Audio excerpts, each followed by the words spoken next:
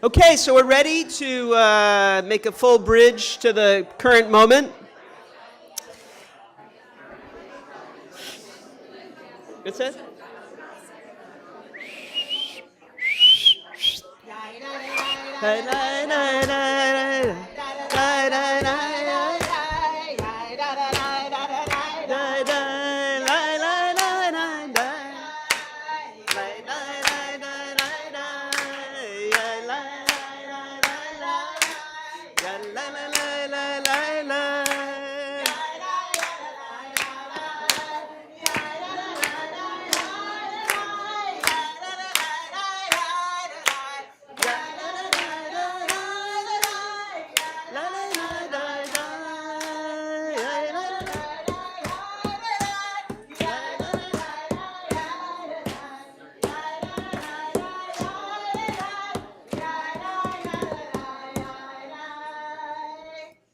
Thank you.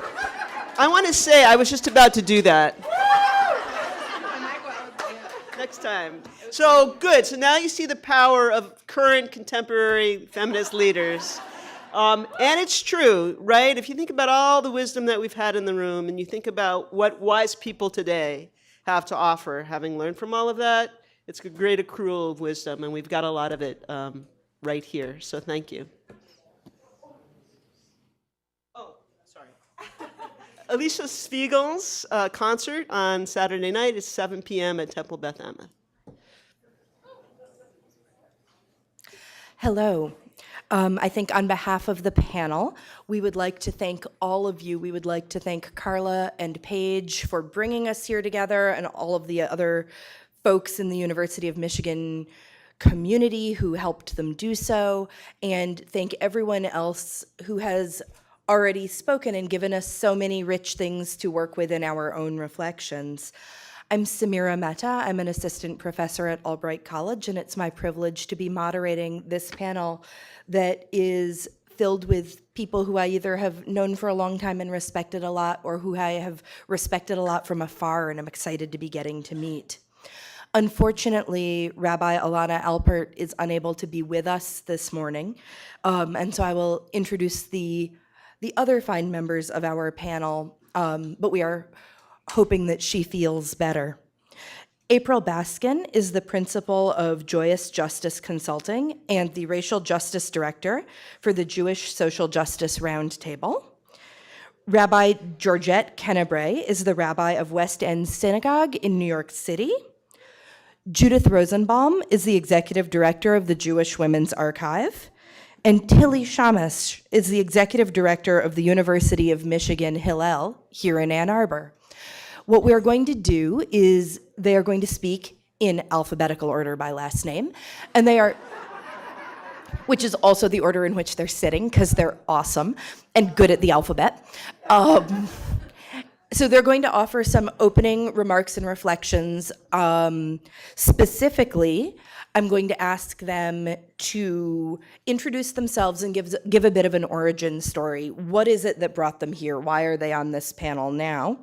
And then I'm going to ask them to reflect on some combination of the following two questions and sort of to answer in the ratio that they see fit. After these two questions, we'll have a bit of a conversation, and then we're going to open up the floor, because we're very aware that throughout the entire conference we've been asking people to think historically, and we've been asking many of the panelists to speak about a moment in history that is not now, but we know that everybody is continuing to work now, and we imagine a fruitful conversation. So the two questions that the panelists will be reflecting on. First, I want to invite you to think about the challenges that we face as feminists in Jewish spaces at this moment. And then second, and this has been a theme throughout, but we did think of this before the conference started. We're not just last-minuting it here. I'd like to ask everybody to think a bit about intersectionality in contemporary Jewish feminism, and I'd like to ask people to think about that in two different ways. First, I would like to ask you to reflect on intersectionality as it plays out in communal Jewish feminist causes, agendas, and cooperations. The Women's March, of course, comes directly to mind, as does the conversation that we just had on feminism and Zionism. But I would also ask everyone to reflect on how they think about their own identities. We all, of course, have intersectional identities, and that shapes how we move through space, what we're allowed in, what spaces we're allowed in, what spaces we're able to claim in Jewish life. And I would like people to reflect on the challenges and opportunities that those identities pose as they engage with Jewish feminisms and as Jewish feminist communities engage with the individual speakers. And so, April.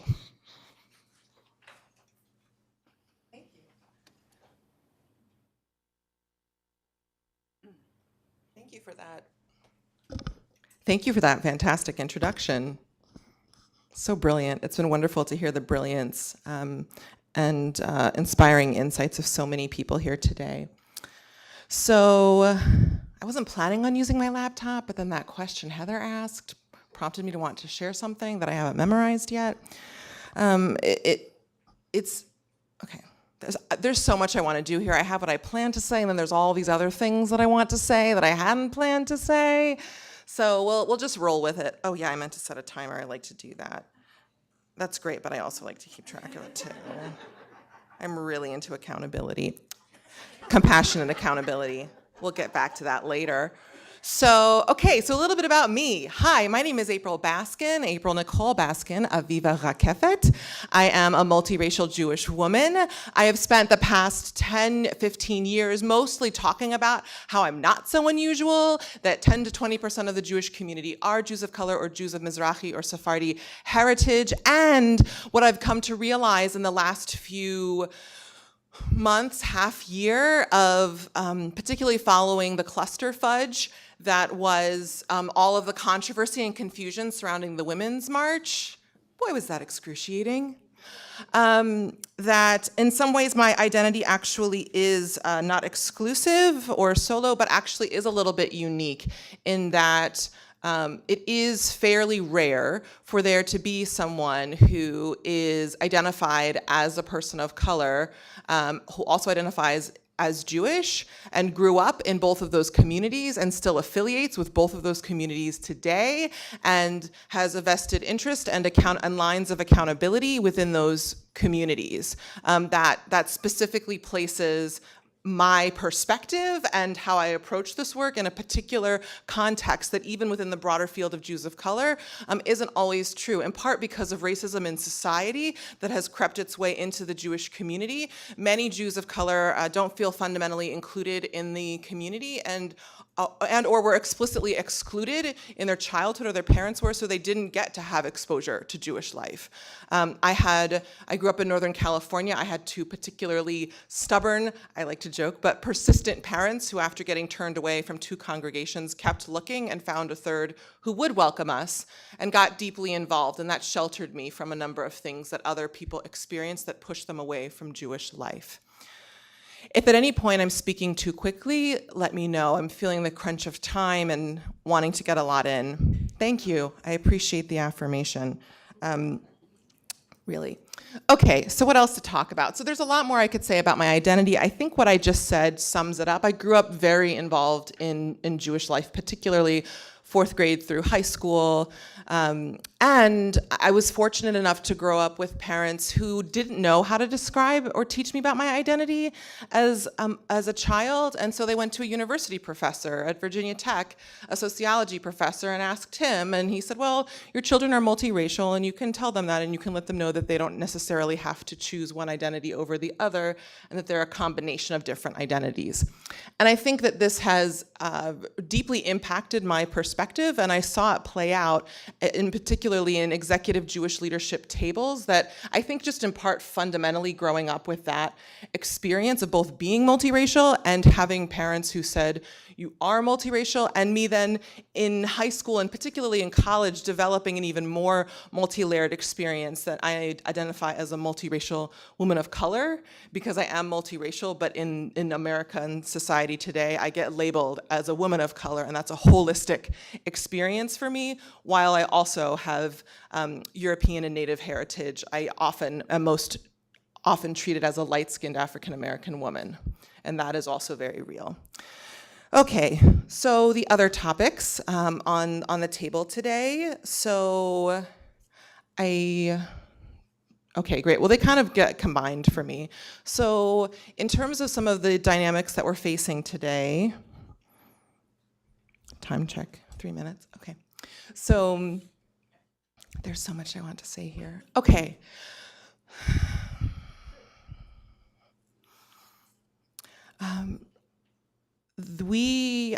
I believe we are facing an adaptive both challenge and immense opportunity.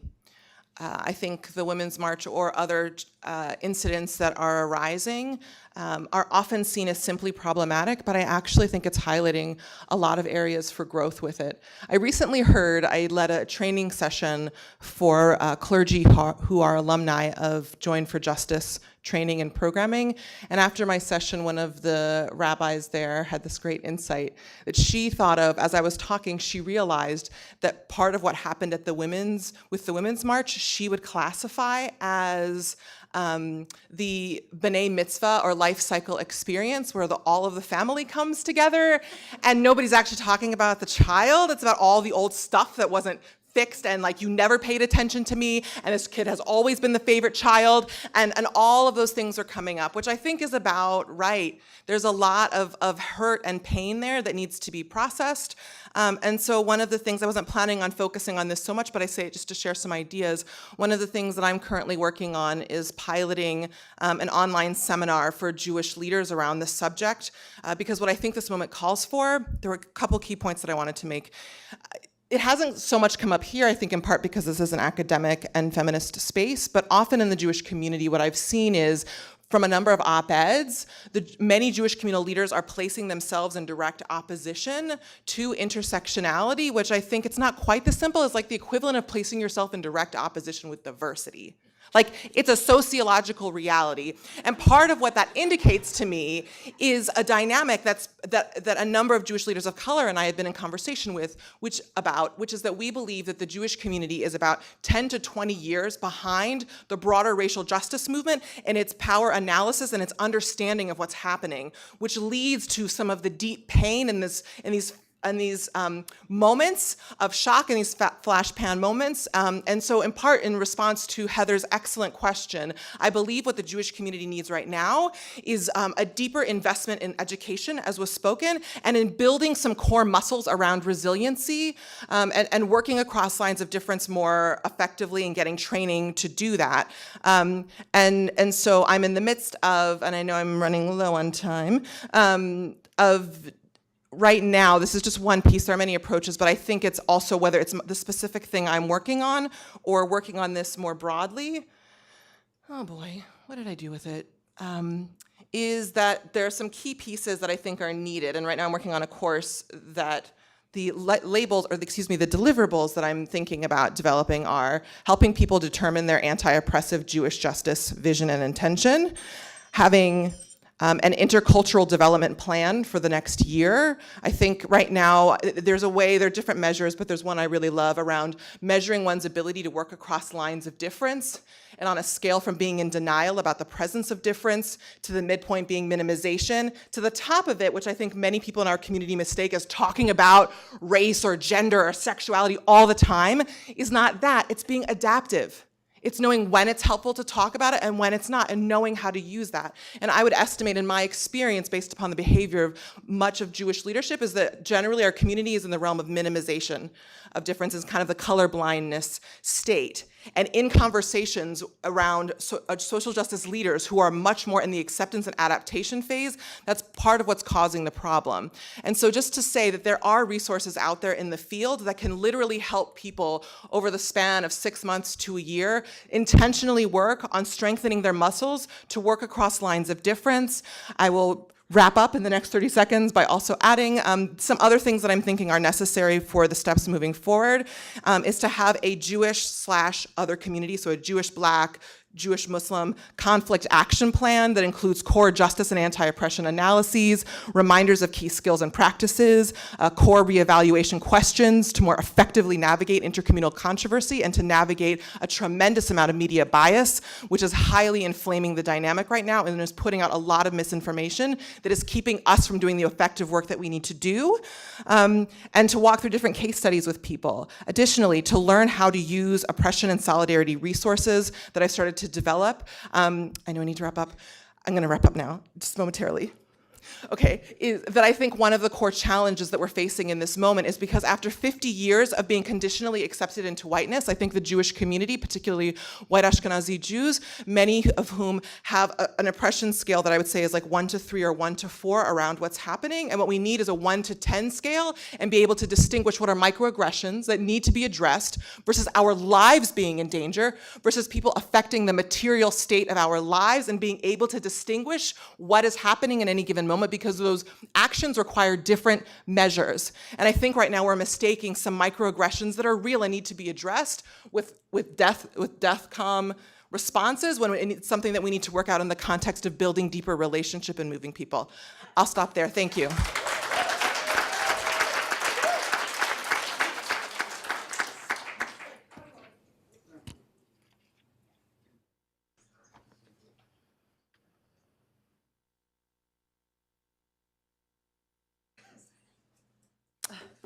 There is so much to say. I heard that. Good morning. As a Black lesbian Jew, I pay a lot of taxes. I pay a Black tax, I pay a pink tax, I pay a rainbow tax, I pay a Jewish tax, I pay a convert tax. I am overtaxed and undervalued, and I am tapped out most of the time. Nevertheless, I must still show up to do the work, and I feel deeply blessed to be able to do the work. And if I have the time, I will talk about how I'm able to sustain that, but for now, I will say that there is a difference between happiness, which is contextual, and joy, which is an underlying base that can remain regardless of what is happening in a situational moment. I am a liberal Jewish female leader of color, and I'm going to begin by saying that I wear a kippah every day as part of my practice. Part of that is theological and spiritual for me. Part of that is activism and advocacy and awareness building.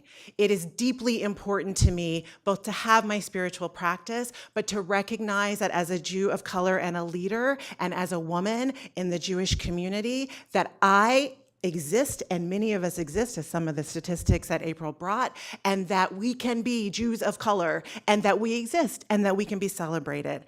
And there is a price that I pay for that. I have no words for the amount of slurs that I get on the streets of New York City from a variety of people who are deeply, deeply perturbed that I have the audacity to wear a kippah. Sometimes from the Jewish community, sometimes from the non-Jewish community. So people often ask me when they learn that I'm a Jew by choice, they're like, why would you choose that? Jews are like, I was born this way. Jews are born Jewish. Like, I was born this way, so I'm just Jewish. I can't imagine being something else. But why would you choose that? And how can you wear your kippah? Because I would never go to X place or Y place with my kippah because it doesn't feel safe. Let me state, as a brown person in America, I do not get to take and decide when I'm going to take my brownness off and when I'm not. And that is a place of both insecurity in terms of safety, in quotes, and also one of the strongest pieces and sources and wells of strength for me, because that means that if I'm going to always be brown wherever I am, then I can always hold my partner's hand, that I can always show that I'm Jewish and wear my kippah, because in this context, I have no other choice, and I get to celebrate that and draw on that in all the other places. That's a blessing for me. Thank you. But it takes a huge amount of energy for me to show up each day. And I have to tell you that if I worried about what people thought of me, I would not get out of bed in the morning. And that's a blessing. It truly is, being able to take that and make it a blessing. So I'm going to pause and say that I had the absolute privilege of being able to have Joyce Antler as my advisor when I was at Brandeis University doing some graduate study work. And she will say, and she knows, that the majority of my work was asking, I was not Jewish at the time. I was seeking and grappling and became Jewish later. And the majority of my work was asking, is there space in Jewish community for a Black lesbian? Period, full stop. That was what I wanted to know. Historically, sociologically, culturally, was there space, and how much of it was I going to have to carve out for myself? So now I'm a Black lesbian Jew, and I'm a leader in the community, and I am at home. Sometimes I carve it out, sometimes it's there. But I have to say, I am regularly asked for proof of my residency. Checking to make sure that this is where I'm supposed to be. Do you have a key to be here? I'm already here. This is my home, and my work as a Jewish leader of color is to make sure that we are both acknowledged and that we're seen, and when we're in our home, that it looks like us, some pictures on the walls look like us, in the newsletter, at the front door, that we are celebrated and not made invisible. One of the biggest pieces of pain for me is that I come from a military family and I've lived in a lot of places, and I have experienced the most racism in Judaism of all of my life. And having lived from places from Japan to Saudi Arabia, that's saying a lot, and it's heartbreaking.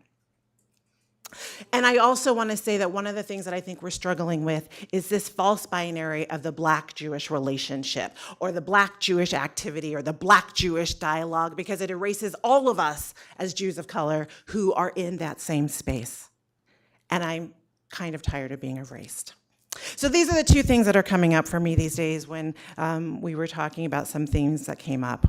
One is what to make and do of the dual reality of when organizations, institutions, communities, panels, and people use my particular intersectional reality and identity to validate and give credence to the stamp of we are committed to diversity and to female space, and we're committed to Jews of color and all of these things, and at the same time use those same things to invalidate me and to say that I don't have the right to say these things because I'm saying something that's too uncomfortable, too challenging, or too difficult to navigate. So what does that look like? It's when we're so glad that you're a Jew by choice and it's wonderful and you're increasing the diversity of our community, which has been diverse for a long time, FYI, and to say, you don't get to talk about Israel, you don't get to talk about these other things because as a Jew by choice, you do not have parents who perished or grandparents who perished in the Holocaust, and therefore you will never understand, and you don't get to speak to X, Y, and Z. Or you don't get to talk about these other pieces and completely invalidate the very things that you were celebrating just moments before. How do we do this work so that it is both a blessing and people are not afraid of something that challenges them? Great. My intersectional identities cannot be pulled apart. And so I don't always know what exactly people are recognizing and what they're reacting against. And yet I show up each and every day. The other thing that I'll say before I close is, and we've talked about these red lines, and I really appreciated the way that Ayelet spoke earlier about we don't have this right of moral purity.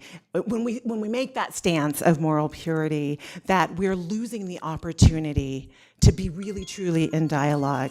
And what do we do about that? So for me, as a Jew of color, I sit regularly with what does it mean to have the privilege, frankly, to be able to say this is a red line and I'm walking away. We should be able to make that choice. I'm not saying that we don't have the right to make that choice, but I do think that we need to invite ourselves to ask how much privilege and status do we have when we make that choice? Because if we were at a perilous place, or if we were at our wits' end, then we don't have the same sort of luxury of either despair or of being able to say, I'm not going to partner with or think about partner with or talk about dialoguing with these other people. It's a matter of privilege. And I'm not saying that that's not something that we get to grapple with, but let's be honest about what's happening. So I'm going to close by saying, one of the challenges, and I love that Joyce is a historian, and it reminds me to think about the history. One of the things that keeps coming up, I think, these last couple of days is the disproportionate representation of Jewish activists in the civil rights movement was huge, it was critical, it was important, and I want us to honor it. And that is not the full history.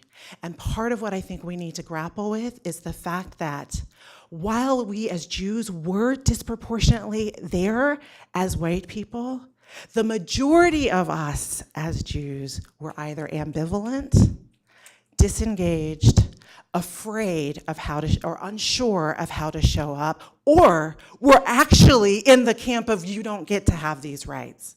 So I think to be able to fully hold that reality, to be able to honor, and for those who are on the ground, to say thank you and continue to partner with us, and to let you know that it breaks my heart that that part is being not honored properly, but to also hold the reality that we have work to do as Jews, and that we can't let this narrative of Heschel and MLK walking together, which is important and beautiful and needs to be uplifted, and all of those who were in the trenches with African Americans and others were real, and where was everybody else? And our role is to help get everybody else to the table so that we can move forward together. Thank you.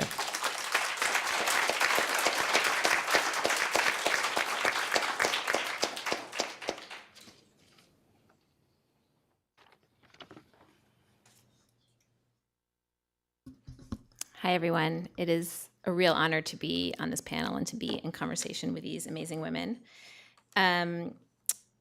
So my origin story, I'm a second-generation Jewish feminist. I was raised very much at the heart of Jewish feminist community that was developing in the 70s. And so I was extremely lucky to grow up believing that feminism and Jewish feminism was my birthright, that feminism was an essential Jewish practice. My mom used to tell me that this may be apocryphal, but it makes a good origin story, so I tell it. My mom was a historian, but she also liked a good story, so I take it with a grain of salt. But she used to say that she discovered that she was pregnant with me at the first National Jewish Feminist Conference.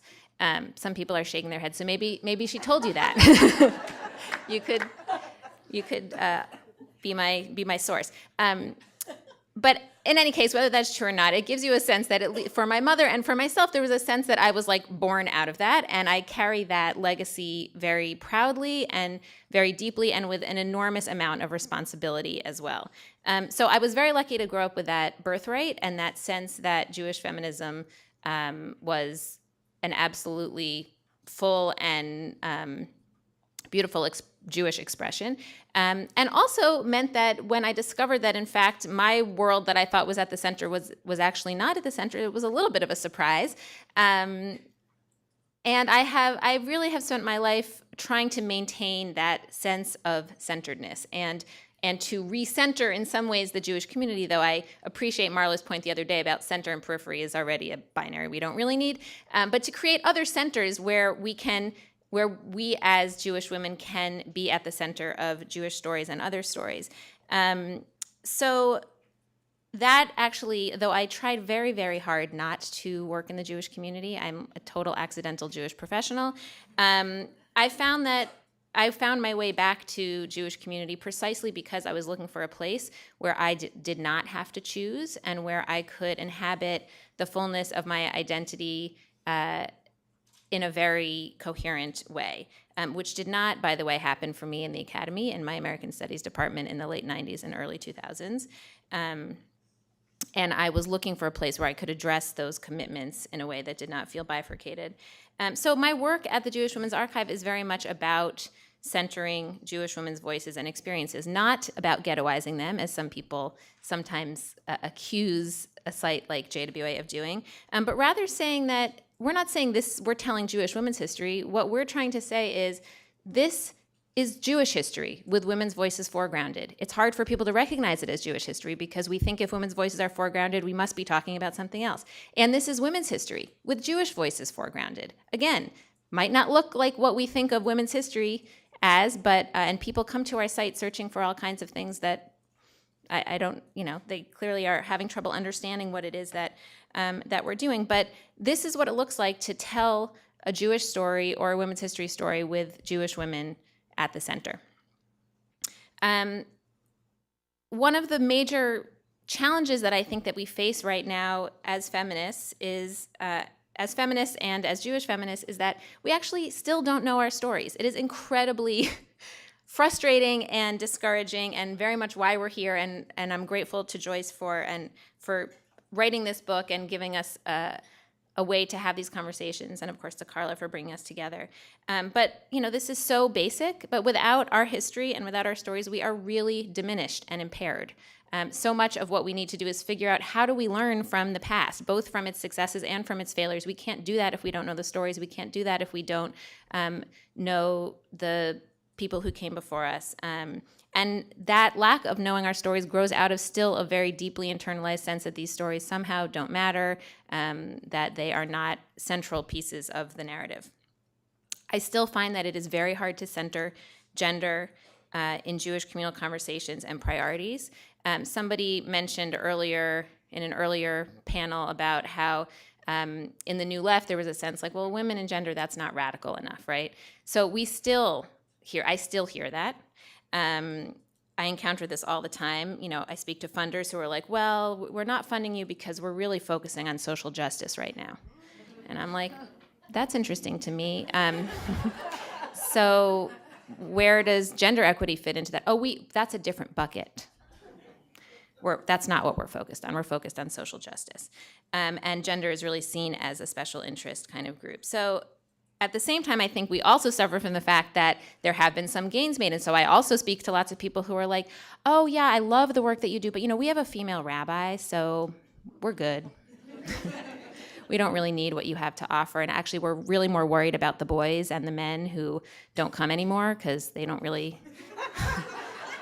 what are we gonna do about the boys? There's lots we need to do about boys, for sure. But these are not, that when we put things in that binary, we're really screwing up. So I think we have the problem that some progress is mistaken for completion. So there's a little bit of a loss of urgency. I think that also has to do with lowered expectations. We think we haven't imagined the fullness of what change could look like, and so we think that a little bit of change is great, and let's move on to other things, right? But it's not. This should just be whetting our appetite. It should just be sparking our imaginations of what real change can look like. So I really want to encourage us not to set our sights or expectations too low. And so I find that myself often caught in this place where it feels like some people are saying that what JWA does and the work that I do is, and feminism in general, is simultaneously too radical and not radical enough. And whenever people are telling me again and again why the work that I am committed to doesn't matter, it raises a red flag of, why is it that it is never radical enough? Or that there's always a reason why this shouldn't be at the center? I think we need to ask that question. Okay, 1 minute. I encounter also a lot of conversation around intersectionality, and a lot of anxious conversation about it in the Jewish community. I can't tell you how many times I've been asked to address this question that basically amounts to, is intersectionality good for the Jews? Which I, like you were saying, April, I've sort of, is sunrise and sunset good for the Jews? I don't know. I think that people are hoping that it will go away if we ignore it, or if we say, we're going to look over here. So maybe this won't be at the center anymore. But I understand what people are trying to say when they say that, at least the ones who are willing to acknowledge the diversity of the Jewish community. They're trying to ask, I think, the question of, how do we make sure that intersectionality is deployed in a way that acknowledges everyone's intersectional identities and doesn't try to use it as sort of a blunt weapon to enforce political purity and alignment. And I think there is a way in which intersectionality can be used in non-productive ways. I actually happen to think that Jews have an enormous amount to teach about intersectionality. Jewishness does not fit into neat categories. There is so much richness there to explore. Jewish people contain, as we've said before, so many different identities, so many differences, that if we acknowledge them, we are forced to acknowledge intersectionality, right? That's a way of getting into this that maybe is not the way that we're seeing in the media. And I often look to a lot of the texts of pioneering Jewish feminists who were trying to grapple with these conflicts in identity between Jew and feminist, and left us this legacy and very, very rich texts about how do we think about this? How do we challenge that question and say you're asking the wrong question when you're putting it in those kinds of terms? So I think we really need to go back to basics in many ways. I think there's a lot of richness there. I think as feminists, we have to be very careful that we don't fall prey to infighting that comes in the guise of intersectionality. I think sometimes intersectionality is really used against feminists as a way to pit women against each other and distract us from our shared goals and the real work that needs to be done. And so I always want us to ask, whenever we find ourselves in the midst of a big fight, who is benefiting from this fight? Let's just check that, right? And how can we have the difficult conversations in ways that still advance our shared agenda? And as we've said before, that is very much reliant on relationships. It's reliant, as we've already heard in this panel, and trying to tease out the differences between discomfort and danger. There's a lot of confusion about that in the Jewish community, but I think overall it's really about like keeping our eyes on the prize and our eyes on each other, and thinking very carefully about the terms that we're using.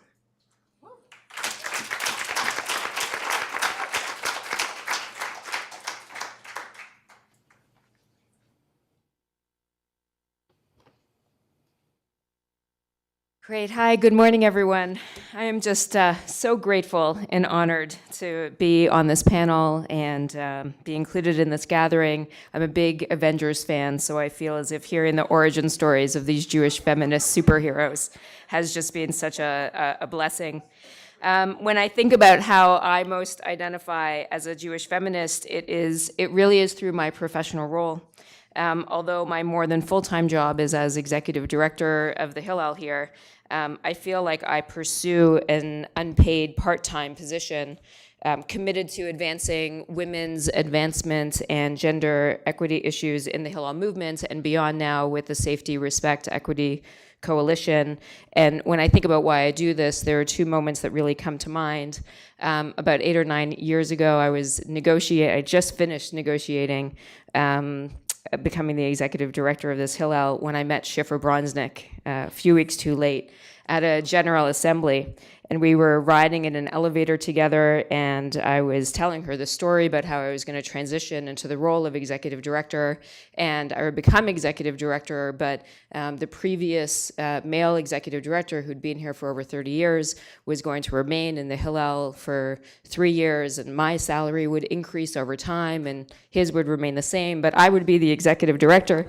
And the doors of the elevator opened, and Schiffer just shook her head and said, "You negotiated a terrible deal," and walked out. And I ran after her. I chased after her to learn from her, and I feel like that's what I've been doing ever since. I've been chasing after women to learn from them about all of the things that I got wrong in my first 10 years of being a Jewish professional, and that I've been trying to get right in my next 10 years, and to help ensure that others don't get it as wrong as I did or potentially still continue to do. And the second motivator for me began when I became executive director, and I realized that of all of the female EDs in Hillel, that I run the largest. I'm the only female executive director amongst the 10 largest Hillels in our movement. I have been for the 7 years that I've been executive director. So in the spirit of Purim, I think a lot about my power that I hold in this position and the responsibility that I put upon myself in holding that role. So when I think about the challenges, I think what I'm most surprised by is how hard it all still is. I mean, you all worked so hard to make it easier for us, and it's still just so hard. And the things that I thought would be easy still take so much work. A few years ago, we were hearing from new female professionals in Hillel, in particular the rabbis, that they weren't going to stick around for long because our family leave policy was so abysmal. And at that time, it was 2 weeks of paid leave.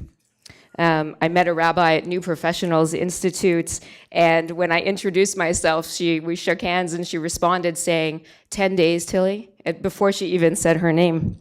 And I was a part of successfully organizing and advocating for Hillel to reach the Advancing Women Professionals minimum standard, which was 4 weeks, 20 days of paid leave. And we didn't hear any pushback then, interestingly enough. We are now, 4 years later, Because anytime we try to advance any other personnel issues, we now hear from those colleagues, the directors in the field, that this imposed a financial hardship on directors. And there's a rejection of things that we continue to want to do, as if we got our win 4 years ago, and there won't be more. So it just reveals to us that as there's so much more work to do in addressing gender equity and closing the size gap and respectful workplace training, that we need to work that much harder in order to get those wins today. And the second challenge that I feel in our work is just the silencing and the chilling effects that derail our progress forward. We witnessed this around allegations against Michael Steinhardt investigated by Hillel recently, and I naively thought that once that story broke, similar to Cohen, that we would see other organizations disassociate from him, that we would see other women coming forward with their stories, that we would see other organizations investigate, and none of that happened. So despite the tremendous work of Karen and Kate and Ranit and others around Cohen, I believe we have not yet had our Harvey Weinstein watershed moments in the Jewish world until we address Jewish philanthropists and the power of philanthropy. And the last area of silencing is something that I experience in my full intersectional self of Jew and feminist and Hillel director, which is how to hold a pluralistic communal organization and navigate the spaces where my own feminist voice can come forward. To what extent are we to be an institution that passively welcomes a broad array of voices, or to what extent do we intentionally say that in this moment, these voices, women's voices, social justice voices, need to be elevated? For example, during the Kavanaugh hearings, I posted something that I thought was incredibly powerful about believing survivors and welcoming students to come to Hillel to talk. And several students did come to talk, and others came to me to tell me that other Hillel students were feeling that I was making them feel uncomfortable and unwelcome in our space because I was picking a side in the debate. And so yes, I picked a side of believing survivors, which I hope is a side that we can all be on regardless of what political party we support. But in this polarized moment that we're in, that was enough to convince some students that Hillel wasn't a place for them. And that breaks my heart, whether it's from the left or from the right. It breaks my heart every time. Where this was hardest for me personally this year was around the Women's March. I flew to DC to march again this year. April and I have marched twice now. And I flew there particularly in response to Shifra and Yavila McCoy's calling in of the Jewish community to march with Jewish women of color. But I felt that I could not post or write or speak about it publicly. Claire asked me to write for the Washtenaw Jewish News. I don't think I even responded. I was already at that time, it was January, and I was feeling pretty beaten up online by the right, specifically for Israel politics on our campus last semester. And I really was just afraid of adding more fuel to people's complaints about me that were being directed to Hillel International and my board chair.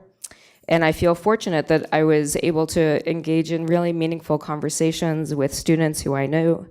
But I know that by not being public about it, I was missing sharing a message of a Jewish leader attending the Women's March, and why I was missing out on more conversations with people who may have needed them. So I think a lot about whether I'm not speaking because I'm afraid, or I'm not speaking because I'm smart and I want to keep my job because I like my job and I'm good at my job, I think. But regardless of why, I do worry about what gets lost and who loses in those silences. And I'm so proud of myself that I have 1 more minute so I can actually respond to my colleagues about the intersectionality piece, because I was fortunate to be on a panel at Hillel International last year where we talked all about intersectionality very unsuccessfully, because at the end of it, one of a board chair from Hillel International asked the question of, isn't this intersectionality thing just being used so that they're shutting down the Israel voice on campus? And I remember saying at that time, when there is a student that's standing in front of you and she is Black and Jewish and holding her full intersectional self, and you're able to see her, and she walks into a divestment debate And she doesn't know whether she's going to sit on the left of the room with the black students or the right of the room with the Jewish students, and you happen to be sitting at the back of the room and you're in relationship with her. So she comes and she sits on the floor with you, so she does not have to choose, and she can just be seen in her full intersectional self. Then there's no dismissing intersectionality. And it has to be a part of how we come to terms with who we are. And I think in particular around the Women's March, Jewish women experience this from our place of our full intersectional self in ways that male leadership in our Jewish community did not. And I hope that that will give women in our Jewish community an opening to be able to see the full intersectional selves of the leadership of the Women's March, and to have compassion and understanding for where they are coming from their full intersectional selves, and give us a possibility, like you, April, in relationship with them through your steering committee role, and give us an opportunity to try to fully understand what does it mean to be in this together. Thanks so much.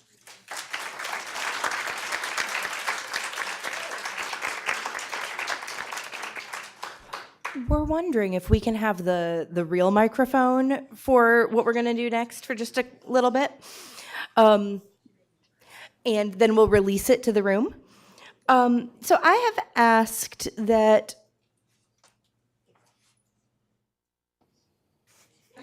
this seems potentially like it could go any number of ways. Look at that grin. What we're going to do now is I've asked everyone to offer a couple of comments about legacy, and to think about the legacy of those who came before, and how we understand that legacy, and its pros, its cons, but also how well we actually understand the legacy. And this gets at some of what Judith said about if we don't know the stories, we can't build on the successes and learn from the mistakes. The other thing I would like to ask people to reflect on is, what kind of legacy are you trying to build? What do you want to leave behind? And maybe also, what do you fear leaving behind, right? What are the things that we're a little bit afraid we might be enshrining that we shouldn't be? And so I'm just going to ask everyone to sort of pass the mic down and reflect for a couple of minutes, and then we will open up the floor for questions.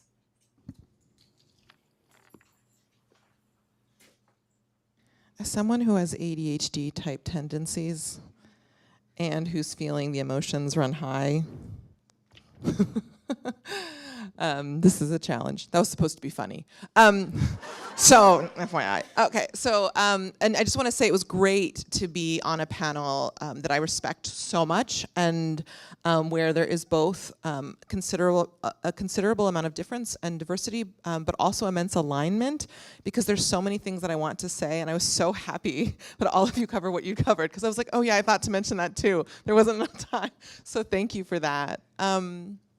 So as was mentioned, I think Judith spoke to this really beautifully. I think in terms of some legacies, a piece that I meant to mention earlier before so many other conversations and ideas came into play is that it was really interesting for me listening to a couple of the panels, but specifically, I think it was the one with the feminists from, well, it was actually a couple, but the Adding Jewish to Feminist panel yesterday, because there were so many things that the panelists spoke about that I was like, oh yeah, I totally took that for granted in my childhood, and oh, these were the individuals who created that part of my Hebrew school experience, and this other thing, and it was really incredible for me to be able to hear in real time, and I am very much was deeply a beneficiary of the incredible bravery and moral clarity or just courage, even in at times in the lack of moral clarity around moving forward and advancing Jewish life from a feminist lens. And I feel deep pride in that, and I'm honored to be in this conversation and the beneficiary and hopefully a steward of that legacy. Something that also I think is a part of it is I think is a deep lens, is a deep experience, and this is a lens I often bring for those who know me around trauma. I think, great, awesome. So I'll wrap up in a moment. I'm not even going to get to the second half. We can maybe cover that in questions. is around trauma, and noticing at times in the conversation yesterday where it was really hard for people to touch on certain subjects.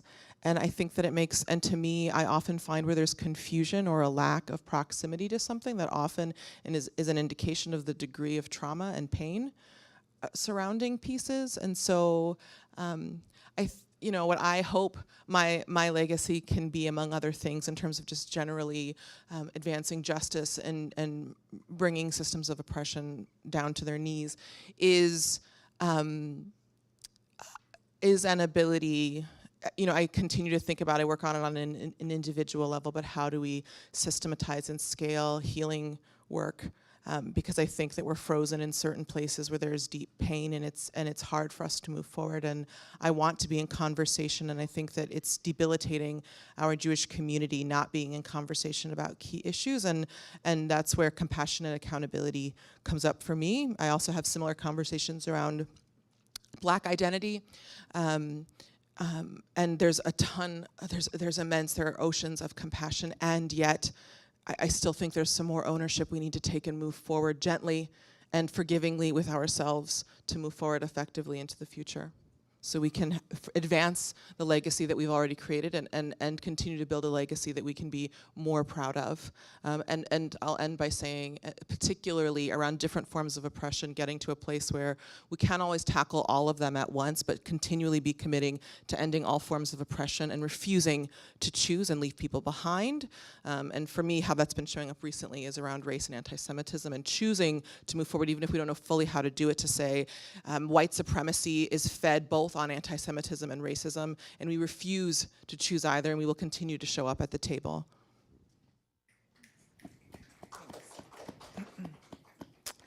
I was recently on a panel that was put on by the Harlem chapter of a Black fraternity, Alpha Phi Alpha fraternity, and they created this panel called Interfaith Responses to Hate Crimes after Pittsburgh. This particular chapter, who had Jews of color in it, really spoke with their brothers, and they really wanted to make sure that this came to the community in an interfaith way.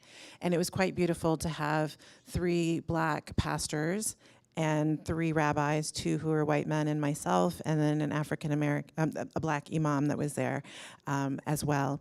And 99 people had RSVP'd to come, most of them from the Black community in the area. And I remember being so grateful to be there and to be thinking about, there weren't many Jews in the room, and to be thinking about the fact that it was sad to me that if we were in the room, we weren't ready to hear some of the stories of this other group. And part of that was, like, one of the questions was, has your community experienced, hate crimes or aggressions or something like that? And the ways in which it was answered by us rabbis, particularly not me, was very different, because we've had horrible tragedies, but the Black people in the room were like, every day that we walk down the street, we have to deal with this and figure out the language for our people. And so part of the legacy work that I hope is that we can have these real conversations, and that Black communities can really understand much of this, because I navigate both communities, right? Right now we're talking about being a Jew of color in the Jewish community, but I'm also a Jew of color in the Black community. And so I'm navigating this in multiple spaces as well as in the larger majority. So I'm just holding all of the work that needs to be done. And when I think about legacy, I'm thinking a lot about what I hope it looks like on the ground going forward. I keep referencing my dear friend and colleague, Ayala, and I loved when you said, thank you to the people in the room who've made my bookshelf come alive, right? Like, that's just so beautiful. And I feel like I'm the recipient of that same thing in this room today. And the way I move it forward, I have 3 teenagers, a 19, 18, and 16-year-old, and my 16-year-old, they live in Belgium.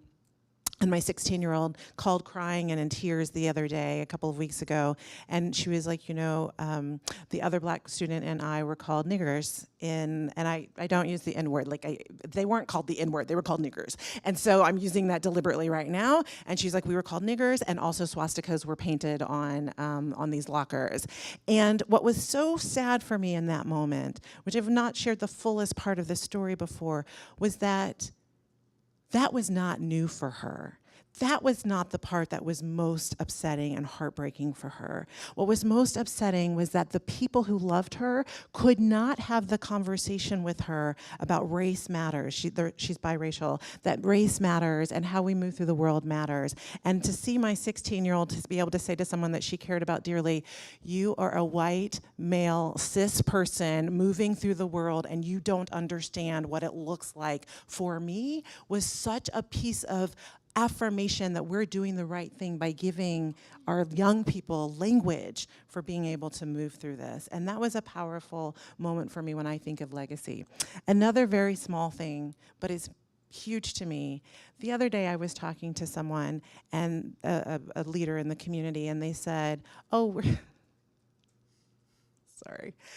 we're having April Baskin come and speak. And so, whatever.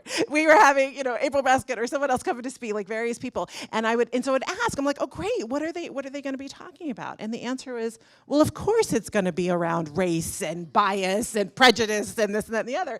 And for me, what I want for legacy is for me to be able to say, no, actually my passion is death and dying. That's what I want to talk about. I want to talk about end of life stuff. And I didn't come to the rabbinate to do racial justice work. Yes, I'm here and I'm doing it, but there are some other passions that I have. And please don't assume that because I'm black or you're black or somebody else is, or multiracial, that this is what we're going to talk about. So that is the on the ground legacy stuff that I hope we'll get to and know that we've arrived.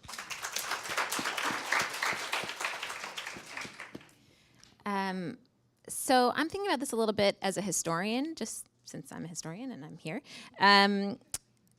I encounter often the ways in which the legacy of the 60s and 70s has been flattened and kind of misunderstood. And so I encounter a lot of young people who are like, oh, 70s feminism. And I'm like, if you only knew how much there is there to unpack, believe me, you wouldn't just dismiss it. Not that there aren't things that we can learn and build on. But so I'm thinking a lot about sort of the flattening of that.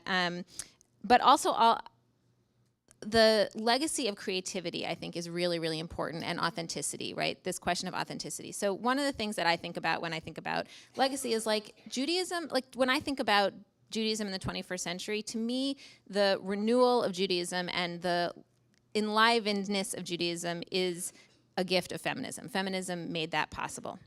And just unleashed this tremendous creative spirit. And I want us to be able to harness that creative spirit moving forward. I want to make sure that that same generative energy moves forward in other ways. The whole gift of feminism can be that it's not only about women, that it's about opening things up, and then that invites more people in, that there's a kind of momentum that is built. It can be scary. I think when feminism was creating rituals, as it still is, and opening things up, there was a lot of fear of like, well, is Judaism going to look different, right? Is it going to be recognizable? It's like, who cares? If it's alive and well and flourishing, actually it's great if it looks different. It's really great if it looks different. And so that's part of what I hope the continued gift will be. It takes one generation. I learned this from Judith Plaskow. It takes one generation for something to feel authentic, right? It's weird at first, and you're like, oh, this is weird. Do I want Judaism to feel weird? Judaism feels weird for most people. It's weird, right? So like, then you do something for a generation, and then it feels normal, and it feels like it's always been that way. And so my hope is that the next generation is gonna be having different conversations. Like what feels authentic is gonna be very different from what might feel authentic in this moment, and people will not be making those same assumptions and asking the same kinds of questions. So that's one piece. I think just some of the things that I learned from second wave feminism, if we want to call it that, is about that creativity, is about the willingness to question authority, which I really try to take to heart and revisit again and again, and notice when I hesitate about questioning authority. And some of that also happens once feminists maybe have more authority. It becomes a little harder to question authority, but we really need to keep that at the core. The constant reinvention, which I'm so inspired by and continue to be inspired by, and feel just even looking at the people who were part of this conference and seeing what they're doing now as opposed to what they were doing when they were writing the books on my bookshelves, is just an incredibly hopeful thing to me about just how much we all have to give and how many lives we have to live, and how we can keep at the same things but also be doing new things and in new ways. I think there is still one of the legacies is a legacy of generational divide. I think it's exaggerated, actually, but there's a myth around that, and that myth has a lot of power. And so I really feel like there's an intergenerational piece of legacy that I want to draw out and reinforce. I do that a lot in the work that I do with teens. And I actually find, and it's very hopeful, that the young people that I work with at JWA are very, very open. They don't want to reinvent the wheel. They want to feel like they are inheritors of a legacy. They want to build on that legacy. They want to reinvent it also, which is great. But they are not closed off to that. They're not dismissive. And I think there's an enormous amount of energy and legacy building we can be doing there too. I have lots of other things to say, but I'll pass it along.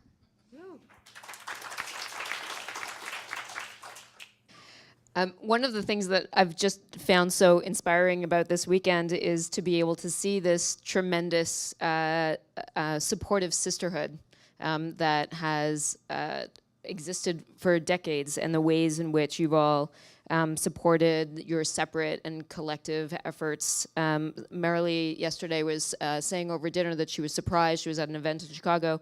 She was surprised how many people showed up to hear about chutzpah. And I wasn't surprised at all. Of course, people want to come and hear those stories and really learn from you. I'm oddly comforted when I think about the similarities and differences. I'm oddly comforted to hear that it actually wasn't so perfect and ideal, because I think that I had idealized a lot of the Jewish feminism of the 60s and 70s, to hear how you started organizations and then they collapsed and then they reemerged under different names and then they failed and then they moved on because there was another issue, or you felt kicked out, or Israel got in the way. All of these reasons, they do feel strikingly familiar today. The painful discussions, the infighting, the feeling silence, so you started something new. Letty actually last night at dinner said, I can't believe the Black and Jewish communities are being pitted against one another again. And so to see, I really do believe that there's tremendous perseverance and commitment and reinvention to learn from. I hope that there are ways in which we can stay in it differently, with compassion and perseverance and patience, and just keep pushing forward, and that's what I hope we'll continue to see. I'm also really sitting, I don't know where Lauren is, I'm really sitting with hi Lauren, I'm really sitting with the conversation that you instigated yesterday about fear, and I think I was really comforted to know that Heather Booth also has a bowl of jelly in her belly, and insecurity at times. And what you all reminded me of in terms of a difference was that for my fear is of professional criticism and maybe losing my job, which I guess is pretty serious for me. But that's very different from fearing for your physical safety and security of yourself and the people who you are there to support, organizing in Mississippi or supporting women in need of an abortion in the 1960s. For the legacy of our time, I'm really hopeful that we're going to broadly emerge from this time with greater compassion and love for our intersectional selves and for each other and for the differences that we bring and that we experience, and both when we look internally in our own community and when we also look to other communities in the challenging coalition work that we're doing. I hope that this work gets easier over time. That's what I really hope. And I believe that the only way that it will get easier is through the role of allies and sharing the load more broadly with others. I believe that the women's movement really needs to figure this out about having allies amongst men. Men need to figure it out. But I think part of it is also us understanding how to be supported and distribute that support so that the work can get easier. And I believe that that's true with Jewish women of color and white women and our responsibility. And this is the first panel that I've ever been on where there are more Jews of color than white folks. And I know that it's not always easy, and yet it's so easy. And it's a beautiful conversation about contemporary Judaism, and the first time that I've experienced it. So I feel grateful to be a part of it. As for Hillel, I do hope that we see another woman in the top 10 at some point. I'm actually afraid I'm going to hate her, so just remind me that I said that here. But regardless of whether women choose, I'm going to be supportive. Haley will remind me. She'll make me make me accountable. But really, regardless of the roles that women choose, I'm hearing more and more that women in Hillel do not want to take on the role of executive director because of all of the different pressures that executive directors are under, in particular in terms of the pressure and power dynamic around fundraising. And I just hope that they stay in roles that feel right for them, and I want them to feel seen and respected and fulfilled and supported, Haley, in whatever role you choose to stay in Hillel forever. And what I particularly want for our students, I want it to be easier for you, and I also do want you to struggle. I want it to be hard for you because I think that that's where the real learning is and the real passion. I want you to keep teaching me. I want you to be engaged with these issues and to keep pushing. I really appreciate all the pushing with love towards Hillel that we've shared privately and publicly, so thank you for that from the other speakers and from students. I really hope that you learn from the women here and you support one another in your activism for decades, and I hope that you negotiate your very first salary and all of the salaries from then on.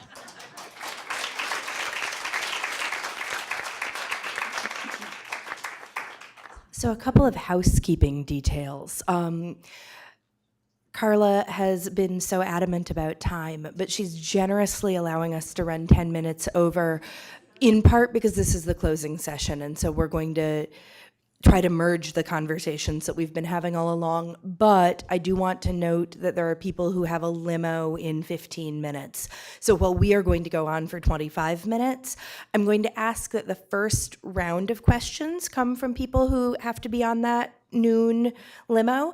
And what we're going to do in the spirit of that is we're going to take questions in batches of 3 or comments in batches of 3. So I'm going to invite the first round of hands to come from people who have to leave at the noon limo.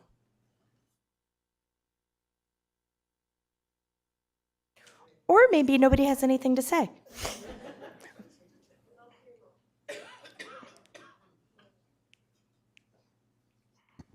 So thank you. This was very enlightening. I grew up like that. Do you hear me? As a feminist, I internalized very strongly this idea that stretch or drown, evolve or die, kind of, that it's a luxury not to have consciousness, it's a luxury not to be engaged. You need to go all the way. It's about survival. And in light of some tragic death of some feminists and some in the black community, it's more common in Israel, Ronit Matalon and Ronit Elkavetz among the Mizrahi women, very prominent women in literature and in media and film. Saba Mahmoud in Berkeley, Mina Alexander. The main question is going back to our body and to our well-being, and how to move from this mode of stretch or die to something that is really can sustain us in a much more real sense, so we can do what we do, but still know that we are taking care of our body. And develop immunity, not only as a community and as in different pockets of solidarity, but immunity in a personal, subjective way, how to, in maybe very ABC set of practices, how to maintain this kind of ability to think clear, but also to protect the body, to protect our well-being, so we are not subject to all these diseases, which any consciousness that is built on opposition consciousness, resistance, unpacking, understanding, realization, racism, realization, all kind of homophobia, bring all kind of aspect to our body. So I wonder if you can talk about it a little. Thank you. I see a couple more hands. Thank you. Hi. Okay. A couple comments. One, this is to Tilly. Hi, my name's Mindy. I'll just stand up. Okay, so when I got my master's in women's studies, I became a Hillel director for 10 years. And because that's what I wanted to do, and I thought it was a direct result of my feminism. And one of the things that used to happen at our conferences is that people who were in Hillel for like 20, 30 years would get an award. and they were always men. So I decided, oh, I wanted to be the first woman that like survived, you know, and got the award. Except that I burnt out. This is apropos of what you just said. And there were some feminists, so that was really helpful, actually. But I also had a Me Too situation where I was in Hillel, and that was pretty horrible by a not Hillel person, but a Jewish communal professional. And so what I wanted to say to you as a legacy thing is that you really have to take care of yourself. So I'm glad you flew out to the march. One of the reasons I left Hillel is I was so burnt out. The Jewish community is great at this. Maybe the activist community is too, but you just kind of work and then you get spit out. It's exhausting being a Jewish communal professional, and no one will take care of us for that. We actually have to take care of ourselves. Okay. The other thing that I want to say has to do with, it's a comment that Letty said, but everyone laughed and we can relate to it, and it has to do with how, as Jews, we talk on top of each other. And that's that's the Jewish way, but I don't actually think it's the only Jewish way. I actually think it's a very dangerous, bad Jewish way. And I think that it comes from, this is just like my theory, maybe other people's theory, is because people have talked a lot about fear and trauma. And I actually think there's real fear and trauma. And then there is, you know, as Jews are historic, what's the word I'm looking for? You know, there's been pogroms, what's that, you know, our internalized oppression. Of which some of our fear is legitimate, but it's not all legitimate. And so I think we cut each other off because we're afraid of not being seen. Because when we, you know, have been killed, it's like we're not seen, or people don't want us around.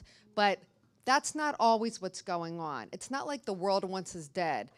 Because we need to learn to hear each other. And the way that we do that is by not cutting each other off, and by breathing and not fearing like we won't have space to talk, but listening.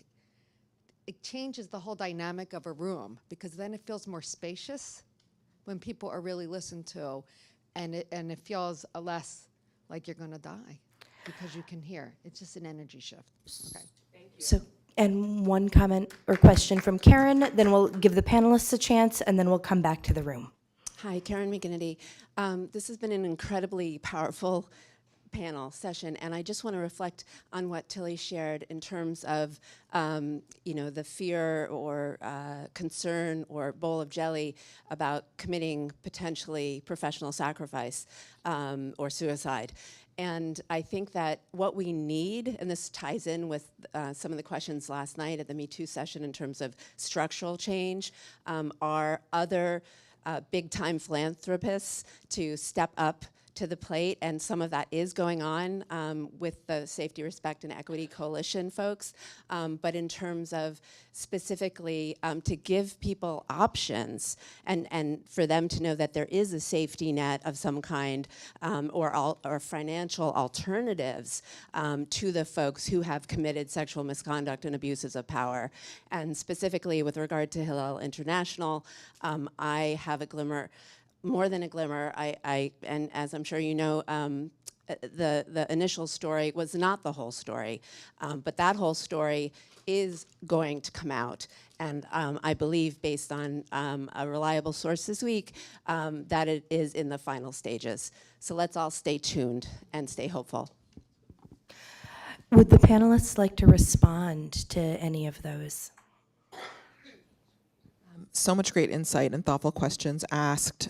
So there was a theme. So I am really into now. That's in part why I may change the name, but I got to start with something why I launched a consulting practice called Joyous Justice, and intentionally placed joy at the forefront of that, because I found, you know, a number of people mentioned certain people. I think it's really important. Her name was already mentioned before, for me to say that I was deeply impacted by Yavila McCoy's leadership and work.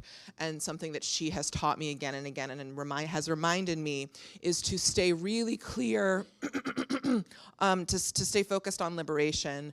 And what does that feel like? And to take time in groups when we're talking and strategizing about other things, to also take time to get clear about what we're working toward and the reality we want. And I'm still working on bringing, you know, mainstreaming some of this thinking into Jewish spheres, but I am living a really happy life now, and a part of that is because I've chosen to divest, which I know is a triggering word for our people, but to divest from a number of beliefs that I need to drive myself into the ground, because pardon my French, but fuck that. And I was particularly inspired after the election of President Trump to hearken back and remember a number of my ancestors, particularly my Black Native grandfather and my white daughter of Pennsylvania coal miners' great-grandmother, who were really happy individuals and lived through some of the worst periods in this history. And I decided if they could be happy in light of having grown up in the Jim Crow South, I damn well can find a way to experience well-being in this moment. And for me, as a person who's a part of multiple groups that have been targeted for destruction, that is a key part of my liberation work, is taking deep care of myself, getting rest, really expanding my inner world. Also, as a person who is a survivor of sexual assault, there are many different things that I have very intentionally created a life, and that I'm interested in finding ways of sharing that out. I want to let other people speak in a minute. There are a number of things that people said that I wanted to speak to. One thing that I wanted to note, to give a little bit of background, Karen, to a point you made about the philanthropist space, I had both two simultaneous thoughts. One is to mention that of the organizing that Tilly referred to that was led by Shifra Bronsnick and Yavila McCoy around Jewish women marching and Jewish women of color marching, is that I chose to be on the steering committee of the Women's March. I had a very similar conversation, so it was really an internal conversation and dialogue. I was really interested in what you talked about, Tilly, about the difference between courage and being smart. And after I was invited, it made perfect sense and I wanted to do it, and I was trying to debate if it was political suicide, to the point where it wouldn't be helpful for the Women's March for me to do that.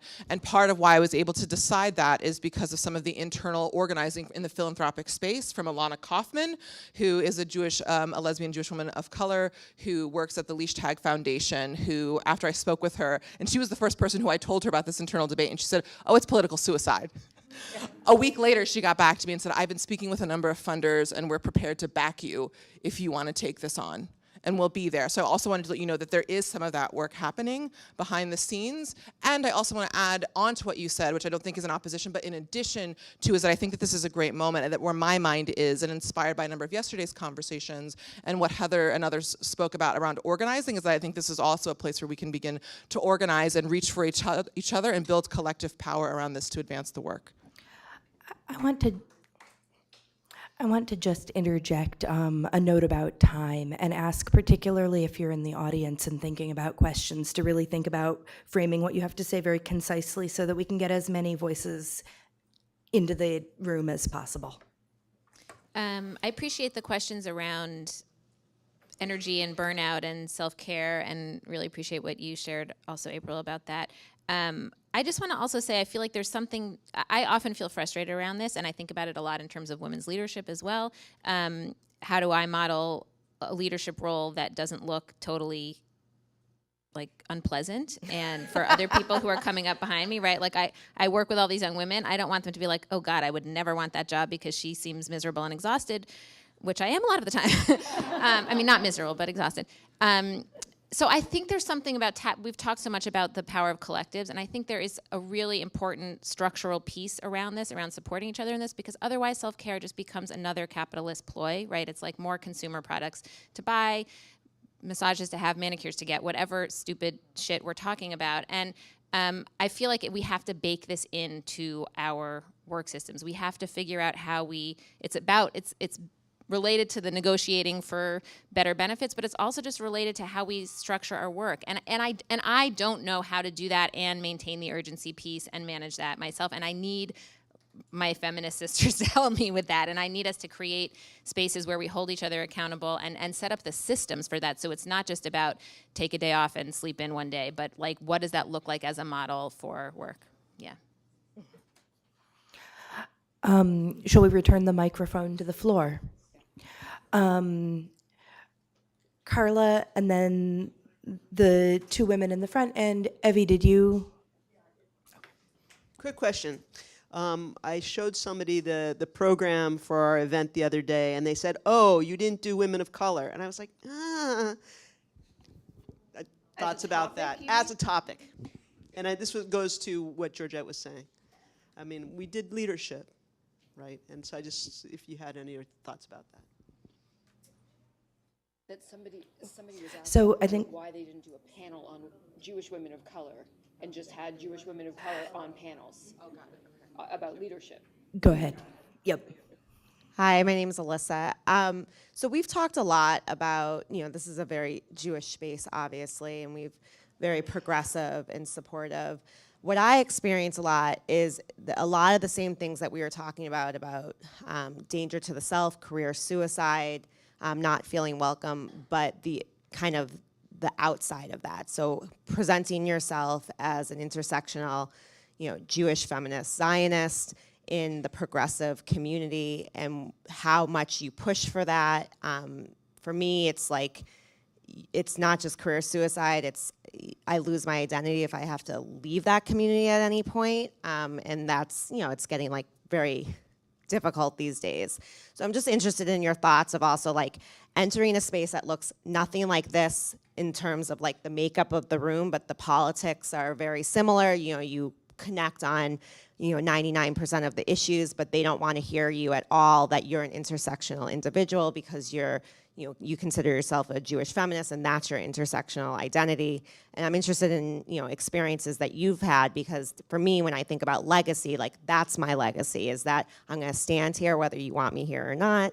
I'm going to be Jewish, I'm going to be a feminist, I'm going to be a Zionist, I'm going to be loud and obnoxious, and you can't push me out because the minute I leave, the whole thing caves in and the space is no longer progressive. So I'm just interested in if you've all had any of those experiences in a room that looks different than this and how you kind of grapple with that. So let's get those last two questions and then turn back to the panel. Oh, sure. Hi, my name is Beth, and I just have a question about what you were talking about, allyship and being a good ally. And I feel like, at least for me, I've always felt very social justice-y, but as I learn and grow older and see the world differently, I often feel like I want to be a good ally and a good social justice partner, but then also feel paralyzed about putting some of those identities, like being a white woman or a white Jew, like forefront and maybe taking away. And so then I often feel like I'm not doing anything. And so I was just wondering if you guys could speak to maybe some ways that would be like how to be a good ally. What do those things look like? I know it's a very broad question, but any insight would be helpful.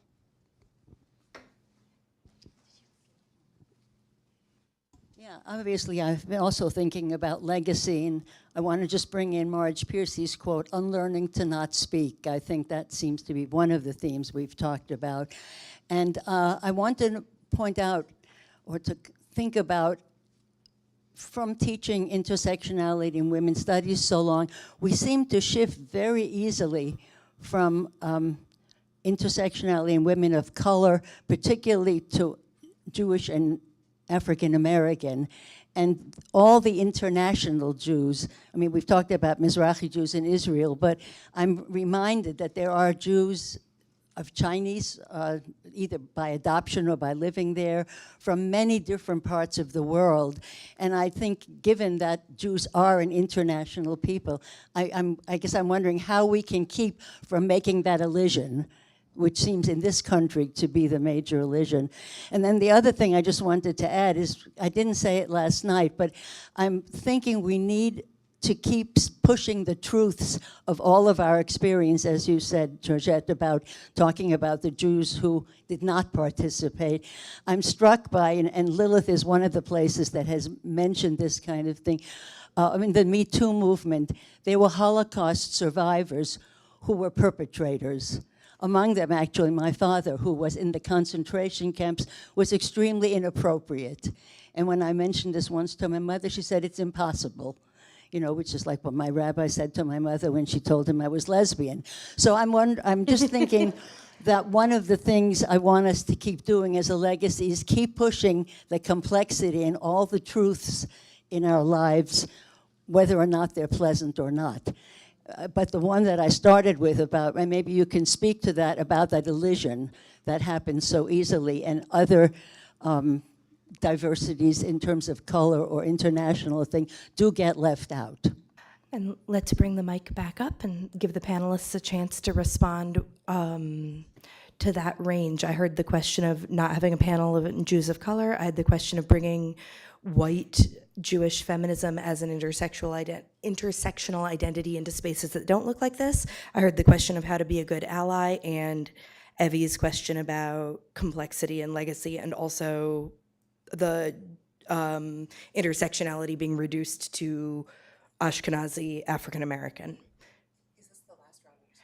I don't know. It's going to depend on how long you guys are. I'm going to be really brief. I feel silly answering Alyssa's question because we're Maj ladies together. We can chat any Sunday night. But look, I just feel like when I feel like I'm faced with somebody who's saying to me, "You can't be a feminist and a Zionist," here I am. You know, like nobody can tell me that I cannot be what my identity is. And I think sometimes the challenge is around the identities that we choose versus the identities that we are born into. And Zionism is something that I know that I choose. And I hope that somebody asks me questions about it. I think somebody was talking about, I think Letty was talking about, we open with questions and close with answers. I hope somebody asks me about how can I be a feminist and a Zionist, so that I can really answer that question. And I hope that I can engage with those people even in some of those other spaces. I don't feel like I need to bring my Zionism into the Women's March or into Jewish feminist spaces and hold that at the forefront. I am seeing others who feel that they need to do, and I want to engage in conversation with them to understand why they feel they need to do that. And I think in your environment, there is a feeling of a need to do that. I think that it can happen more in conversation and dialogue where we're deflated, we're breathing and we're deflating this balloon so that we can actually engage with one another than in the more tense moments of anger, in particular around the Women's March and other things. And I just want to comment to Beth that I think it's just a matter of showing up. I mean, you're welcome always. And I think the one thing is that we've been talking about over the last 2 days is just when should you be at the center and when do you show up and support? And I think that you are always going to be welcome in all of these spaces to show up and support. And as you show up, then you will find the places that feel that are most comfortable to you and you want to invest your passion and commitment and energy. I think often also the anticipation is worse than the reality, and so showing up can have, even if you get some pushback that's really uncomfortable, but you make eye contact with someone who gives you a thumbs up or who's I see you, that is worth a lot. If you haven't ever read, Martha Ecclesberg mentioned this piece yesterday, Bernice Reagan Johnson's piece on coalition and home. It's in an anthology of Black feminist thought called Homegirls, which I think every feminist should own and study regularly. It's a really good piece about when you need to be with your people and when you need to be in places that feel as comfortable, and that of course some places are going to feel uncomfortable. You're not doing the real work if you feel comfortable all the time. So we actually have to be in places that feel scary, or else we're missing out on a piece of that. So bring that with you, find your people, and take some of those risks. I think you modeled really well what is a good ally is asking, how do I do it, and help, and the people that you're trying to ally with, allowing them the space to say these are ways in which you can do it. So that's really beautiful. I think productive discomfort is one of the most important phrases that we have to hold in this work, that just because something's uncomfortable does not mean that it's not productive and that it can move things forward. And for us to remember, I think the biggest area of growth for allyship is to remember, in addition to centering the people that you're trying to be allies to, is that it's messy, right? And that if we're coming from a place of clarity and honesty, but with compassion and a shared idea of moving forward, that's really helpful, and generosity of spirit, because it is messy and we're going to get it wrong sometimes, and to be able to keep showing up. And it came up earlier. Someone said, you know, if we had if different choices had been made 30 years ago, maybe we would have been in a different place. Well, sure, absolutely, we would be in a different place, but we don't actually know that it would have been a better place, right? And that's the piece of being careful. Like, what would the different casualties have been, and what would the different victories have been? So just being able to hold that it's messy, but we continue to show up. So thank you for wanting to, and for everyone else who's showing up. The other thing that I want to, let's talk offline. Okay, with anyone. I just want to say I came home to the burnt toast yesterday with others who were staying there, and I was like, I would have loved to have been on the Me Too panel, and I would have loved to have been on the lesbian panel, and I would have loved to have been on the, right? And we can't be on all of them. But I was so grateful. I was so grateful to understand that my lived reality allows for me to speak as an expert in all of those things, and that it doesn't just have to be, there's certainly a time and space for it, but it doesn't just have to be a Jew of color. And I love that you noticed that this was largely, the majority was people of color.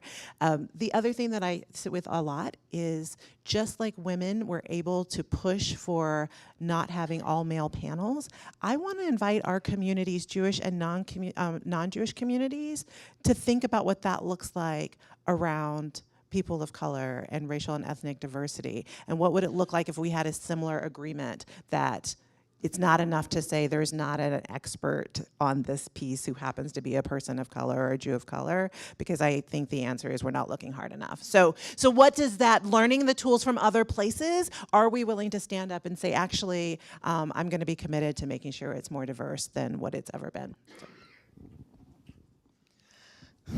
Oh, I'm sorry.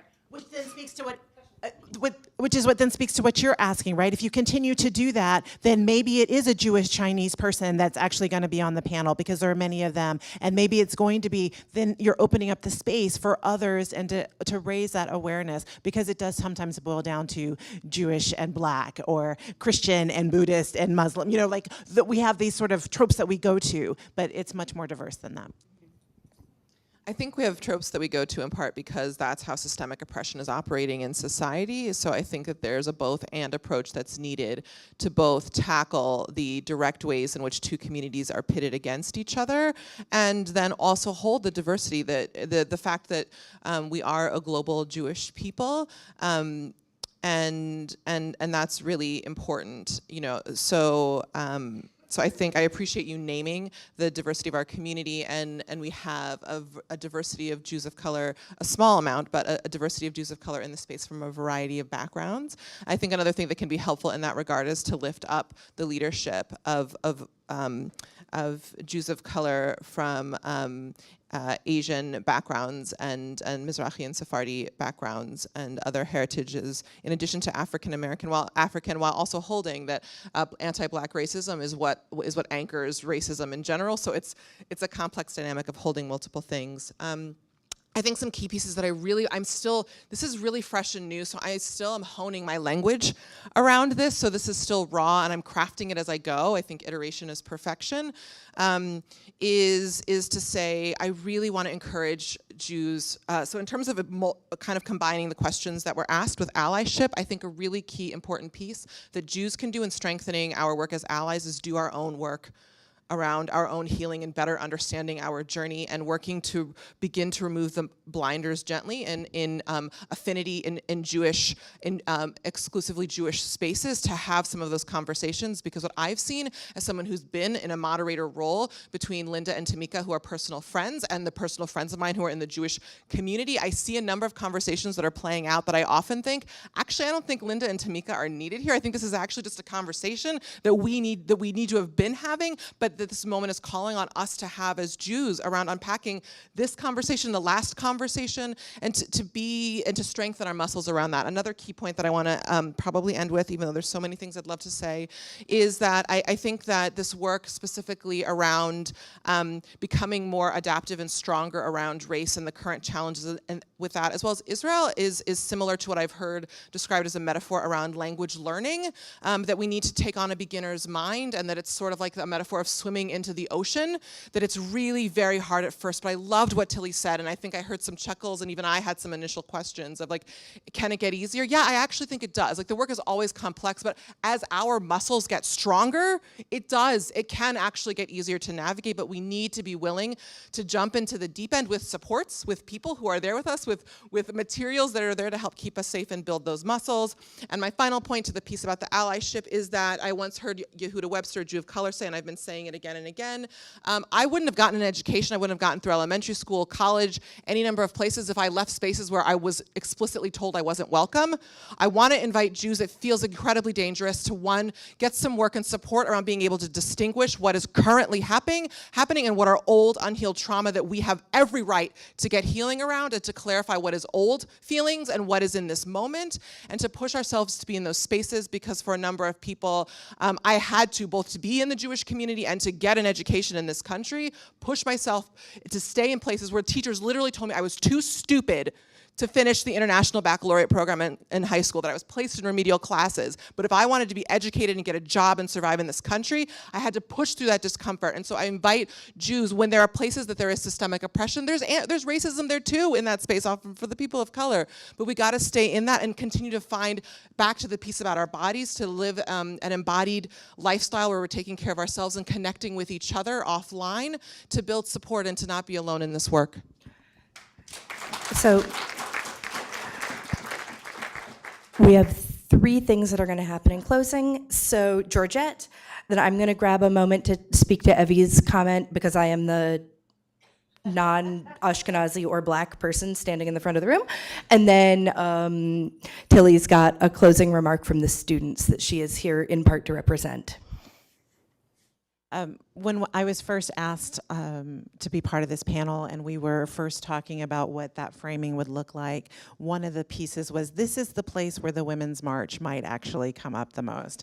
And so it feels pretty important to me before I leave to just state that the Women's March is certainly a case study and certainly an area for learning and growth. But part of what I feel really important, part of what I really think is critical is to remember that that was one day that certainly had a history before it and has a future after it. And part of my concern is that we, don't stay in that case study, that we learn from it and move forward. And also all of the conversations that we may have been having with people leading up to it, are we still having those conversations with those same people? Are we still trying to reach across the lines, or is it, oh, thank God we made it through that, and then didn't continue building it? Because there will be another Women's March type issue. It's gonna happen. It may be tomorrow, it may be next year, but it's gonna happen. And the question is, are we in the same place now as we were last time? Or have we done the internal work in our Jewish communities and our cross aisle or whatever work with other communities, so that we have the language and we have the relationships to be able to sit in that discomfort? So let us not get stuck on that type of moment. So I wanted to offer a couple of thoughts in response to Evie's comment about the binary. And I think that April answered, I think it was April, someone over here answered very well in saying, like, part of it is, how did systemic oppression get replicated in the United States, and what do our conversations look like? But a couple of observations and I never do this, I always speak as a American religious historian, but a couple of observations as a South Asian, mixed race, American Jew. I agree. I lived in Atlanta for almost a decade. I was really nervous about moving below the Mason-Dixon line. I am a Connecticut Yankee in many, many ways, right? And I experienced more racism in my synagogue, which I would suspect is the most lefty progressive synagogue below the Mason-Dixon line, quite likely. But because I am Asian, it took a very different form, I think, than it does if you're African American. And it was often in the form of people thinking that they were being very complimentary to me about my wonderful and exotic culture, right? And then being utterly baffled when I was offended by questions like that, right? Utterly baffled. And also utterly baffled when they'd ask me where I was from, and I would tell them that I'm from New Haven, Connecticut, and they'd ask where I'm really from, and I'm really from Woodbridge, Connecticut, which you haven't heard of because it doesn't have a grocery store, right? You cannot buy toilet paper in the city limits of Woodbridge, Connecticut. You have to go to New Haven. And not understanding that it wasn't a polite question about my history. And I think that that's a very Asian experience, right? And I think it's probably also a Latinx experience in which if you're not black or white, the answer to where are you from cannot possibly be here, regardless of your personal and or family history. But that's also really different. Like until September 11th, I did not feel personally at risk moving around American space in the way that African American and Latinx people often do. And Asians have the model minority status that often has also been held by Ashkenazi Jews, right? And so there's a shared experience there. And actually in the Indian community that I grew up in, there was a real eye on Jewish communities, which were always understood to be Ashkenazi, about how to do American minority right. Like those are the people you want to emulate. And the reality is that, of course, the ways in which American Jews got to do it right was by and large, all of those people who were not part of the civil rights movement, right? All of those people who were guarding and caretaking their privilege as white people instead of joining the marches. That's who the South Asian community is looking at as the people who did it right because they conserved and acquired power while staying distinctively Jewish. And so that's also a piece of discomfort and a reason why, so there are lots of things that are really, really hard about the Asian position, but there are also lots of ways in which we've been pretty crappy allies to our other people of color. And so I think that part of and I think that those are all really important complexities to hold up when we say which stories are told.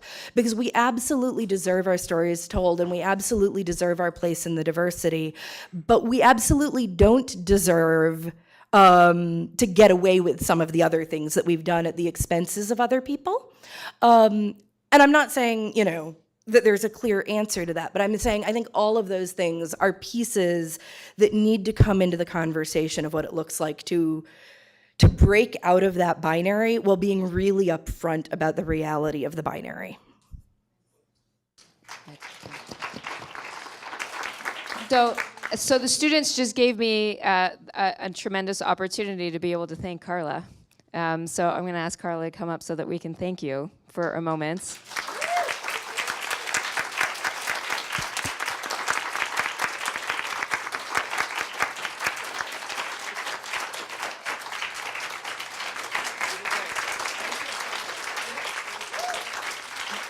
So usually when I see Carla right here giving thanks and appreciation, she always has a book in her hand. She's always giving a student a book.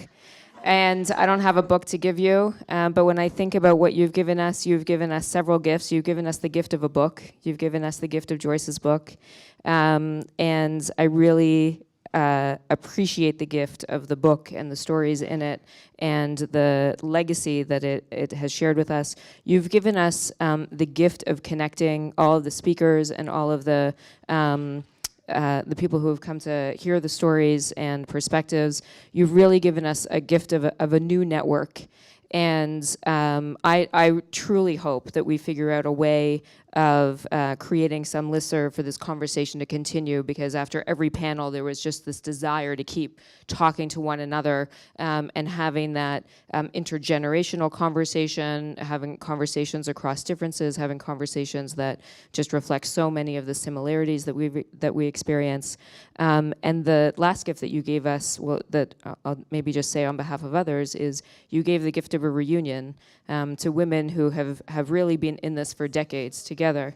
And I think the problem is that we now have to do this every year to give these women and others not here, to give them a reunion. So I just want to thank you for the gifts that you've given us. And I don't know if Paige is here. If you want to do your Paige thank you, you can do that now.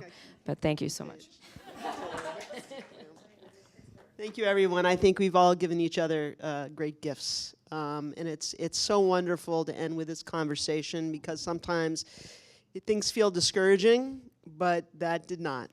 And also, I think we got to see the layers of wisdom, obviously drawn from so many sources, that were present in these women, but certainly one of, I think, the really core sources are other women in the room. And what an amazing thing. So thank you all for being a part of this. I know that was a frustration. Each time it feels like we're just getting started. right? Like, how long could we do this for? And if we did, what would we build, right? So maybe that's the question that we hope to do that together. I'll say that we have an opportunity for those who can stick around. We're going to move downstairs to where we were for the tornado, room B780, I think. We have lunch there, and we have conversation. We have some feedback from students to enable all of us to sort of talk about our takeaways, our hopes, what do we want to do on a listserv and beyond, and maybe seed some questions for next year. And I just noticed someone named Paige Walker walking into the back room.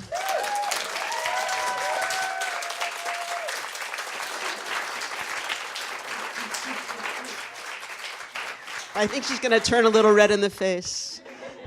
But do want to say, as I said yesterday, that so many people here have felt taken care of by Paige, and I've heard her on the phone, and I'm like, how can you be so pleasant at this moment? I don't understand.